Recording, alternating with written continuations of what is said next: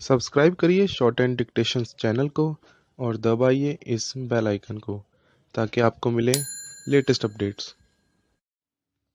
Be ready.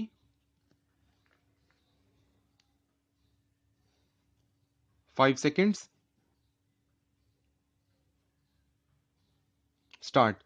That constitution treats the two houses equally except in certain financial matters which are to be the sole purview of the House of the People.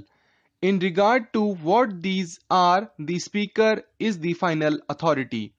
This position is perfectly clear and cannot be and has not been challenged at any stage. Unfortunately, some words were used by my colleague, the Law Minister, while speaking in the Council of States on April 29, which led to a misunderstanding.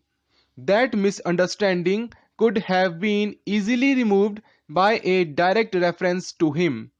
This was not done and the matter was raised in the House. Further misunderstandings then arose as between the two houses and questions of privilege were raised, and it was stated that the dignity of the House had been affected.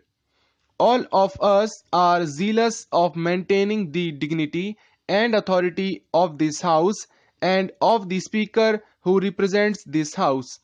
Indeed, all of us are anxious to maintain the dignity and authority of both houses which constitute Parliament. My colleague, the Law Minister, is as anxious as any of us to maintain that dignity and authority, and it has been a matter of the greatest regret to him that any words of his should have led people to believe otherwise and further led to certain occurrences in both houses which disturbed for a while the cooperative and friendly atmosphere which must of necessity prevail in both houses of parliament. Owing to some of these occurrences, he was placed in an embarrassing position where to carry out the directions of one house might appear as if he had ignored the directions of the house.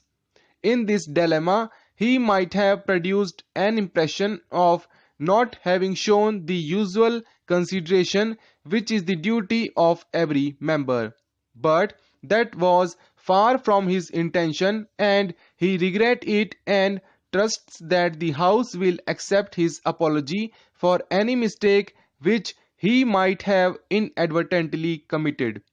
So far as the facts are concerned, they are clear, although unfortunately my colleague, the Law Minister, was not aware of all of them at the time the first reference was made to this matter in the Council of States.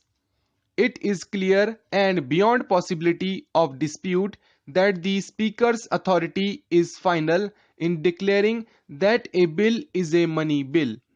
When the Speaker gives his certificate to this effect, this cannot be challenged.